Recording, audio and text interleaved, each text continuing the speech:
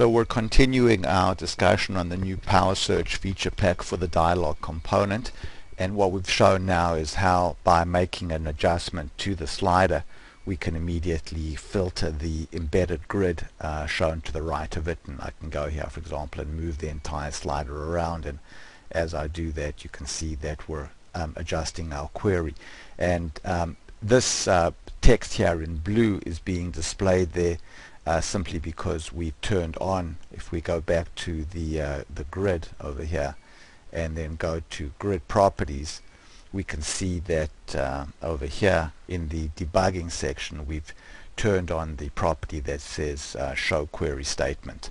So going back to our Power Search now, let's go, for example, let's go to country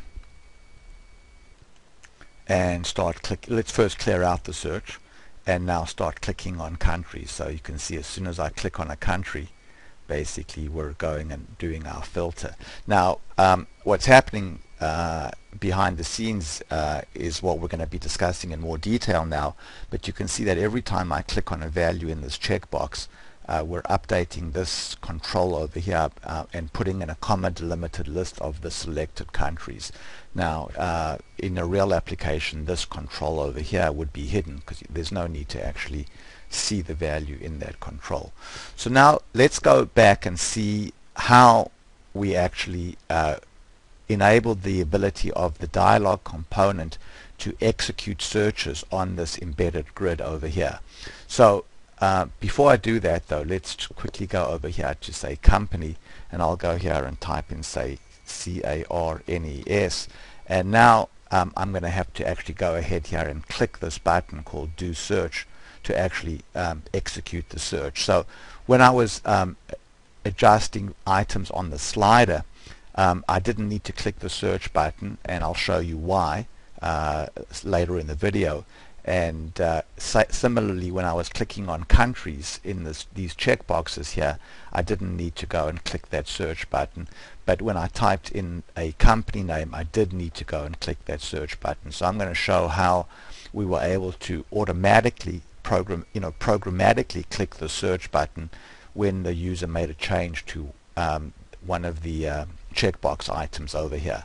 So let's go back now to design mode, and the first thing that we're going to do is look at this search button over here. So we're going to go there and click on do search, and then look at the on-click event. So if we open up the builder, we can see that because the feature pack is installed, there's a new action in Action JavaScript called search a grid component that is embedded into a dialog, and that's exactly what we want to do right now. We have this grid component over here which has been embedded into the dialog, and when we click this button we'd like to perform a search against that that grid. So let's open up the builder, and then if we look at the builder we can see here that the first question that it asks is what is the name of the embedded grid, because this dialog could in fact have more than one embedded grid, and then it needs to know what the alias is of that embedded grid. So when you embed the grid, let's just quickly go and take a look at that. When you embed the grid in the dialog, you actually give it an alias. So you can see there's the alias NW grid, and that's very important because that's how the dialog knows how to talk to the embedded grid, because it knows what that embedded grid's alias is. So let's go back now to the search and then continue our investigation of how this button works. So we'll bring up the editor again. So we specified that this button is going to operate on the embedded grid called NW grid, and now the next thing that we need to do is define the search fields. So let's pause now and pick this up in the next video. So we're continuing our discussion of the Power Search feature pack, which allows you to perform a search on an embedded grid from a dialog component. And now let's look at this define search fields. So this allows you to specify which fields in the dialog component contain the search criteria that you would like to apply to the grid. So you can see here that we specified that when we click that button, the do search button, we're going to submit the value in the order amount field, the company name field, the date range field, and the country list field. So then for each one of these fields, we can specify which field in the grid we actually want to search against.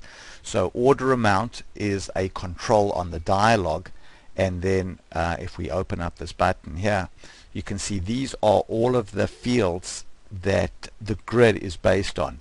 So we're going to be searching in the field of the grid called order underbar subtotals dot subtotals. So the value in order amount will be used to search against this field in the grid.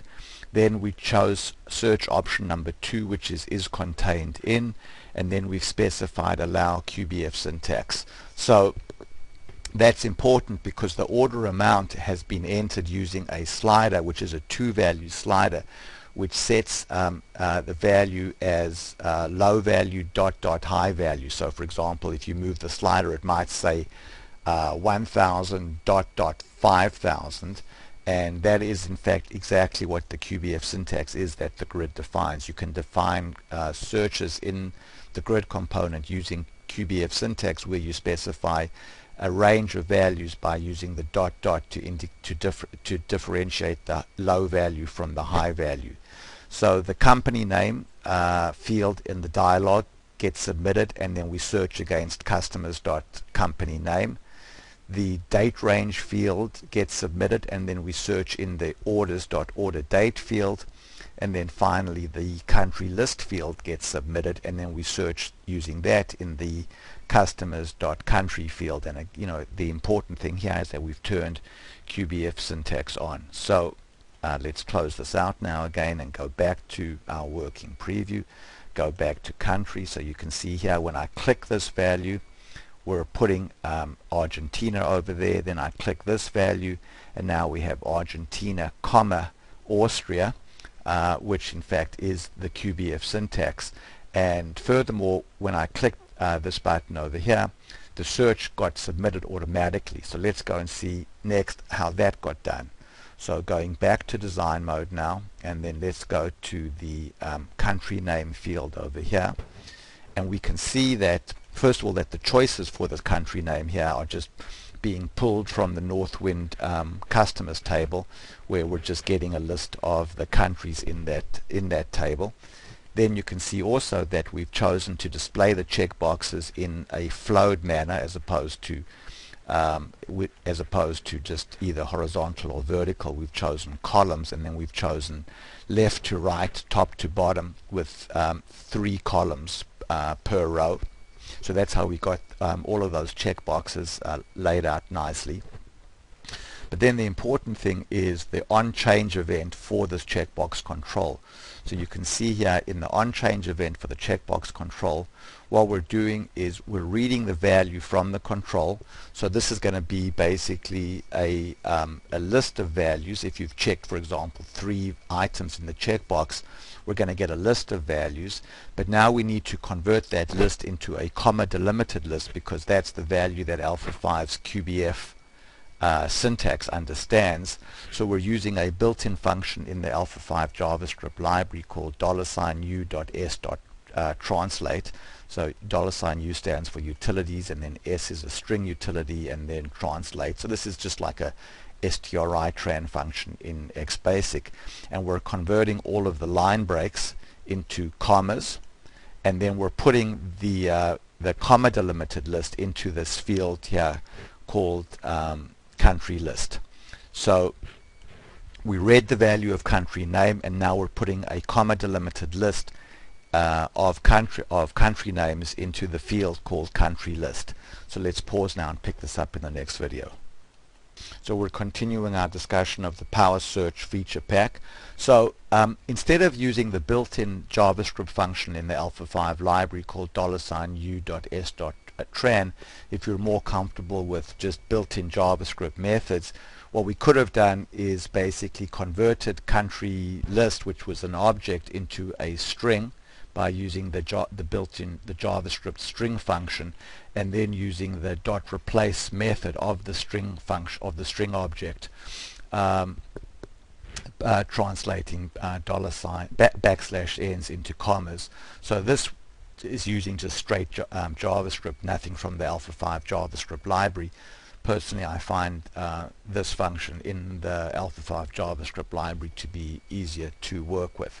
But the important point is that we're putting a comma delimited list of country names into the country list field, and then we're calling a JavaScript function called doSearch. So let's now go and look at the doSearch function. So before we do that though, let's go back to this button called doSearch and see what its ID is. So we can see that its ID is button underbar 1. So let's go now to JavaScript and then look at the doSearch. So you can see that all that the doSearch function does is get a pointer to the button, and again this is the standard syntax for the ID of an element on a dialog control. It starts with the dialog alias over there, and then it always has v.r1 and then the ID of the button. So this gives us a pointer to the button, and then we just call the button's click. We execute the button's click method, which actually goes ahead and clicks that button. So that's why when we make a selection from the country list, the search is immediately performed, whereas when we go to the company field and we type in, say, we need to first click the search button to actually perform the search. So now let's go to the order amount field.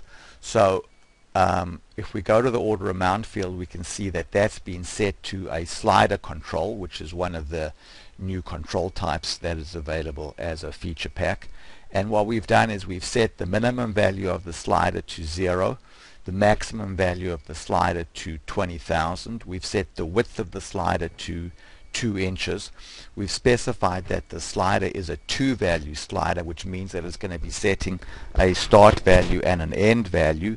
We've turned on show slider message, and then we've defined the slider message to be all orders between, and then we've used the first placeholder value start and the second placeholder value end. So that's how we get the message that shows as we move the slider. And then we've specified that when the slider has been positioned in a new location, that we want to call a JavaScript function called doSearch. And as you recall from our discussion on the checkbox control, which is also calling the doSearch function in its onChange event, that actually will go ahead and click this button.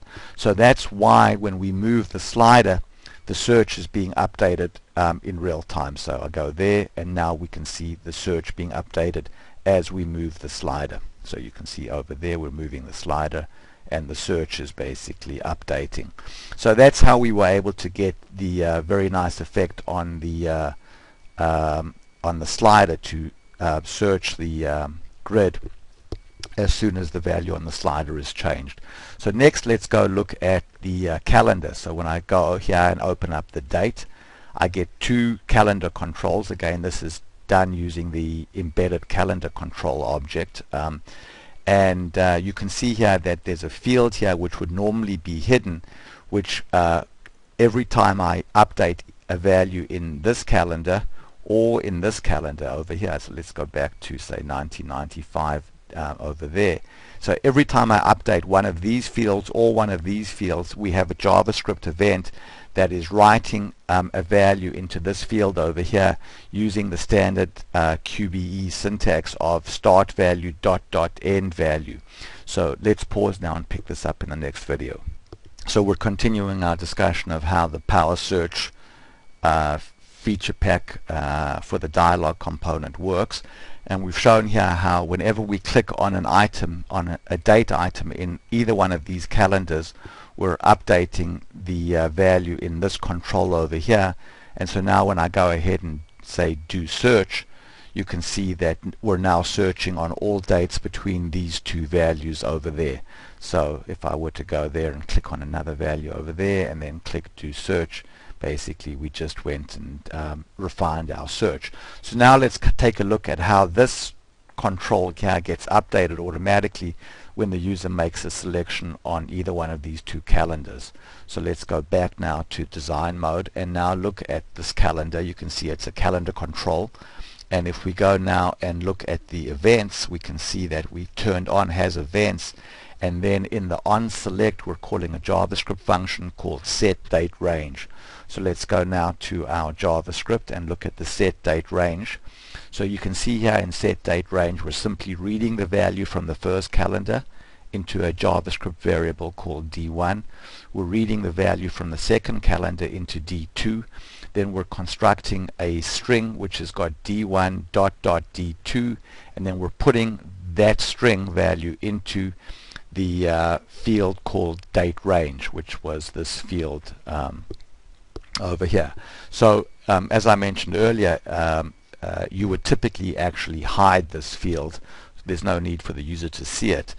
But of course, when I go now and click this button, the do search button, and I look now at the definition of what this button does, you can see that it is submitting the value in the date range field, not the value in the individual start calendar and end calendar. So that's how we were able to take the two individual date values from the start date and the end date, put them into a combined field which gets submitted and then used as the search value against the order date field over there. So then finally I just want to mention that the calendar itself, that all of the search controls have been put into a tab control which has been set to an accordion. We've set the accordion pane width to 2.5 inches and we've turned on animation. So we chose a width for the pane that was a little bit bigger than the width of the slider. So we set the slider there to 2 inches wide. So the last thing that I'd like to discuss now is what happens when you clear the search. So you can see now if I go there and I go and say choose some search value over there, and then go to say country and then choose a bunch of values over there. When I go and I clear the search, you can see that the slider gets set back to displaying the entire range of the slider. All of the countries there get unchecked, and also we undo the search, the actual search, the filter on the embedded grid. So let's go back to design mode and now look at this clear search button. So if we bring up the builder, we can see that the first action that's getting called here is a built-in action in Action JavaScript. If we go there to dialogues, you can see that our do search called this action, and our clear search is going to just simply call this clear search on a grid component that is embedded into a dialog. So this removes the filter that has been applied to the embedded grid. Sorry, let's just cancel out of that, and then look at this inline JavaScript over here. Let's go here and look at the inline JavaScript. We can see we're just simply calling a JavaScript function called clear search. So let's go take a look now at that function.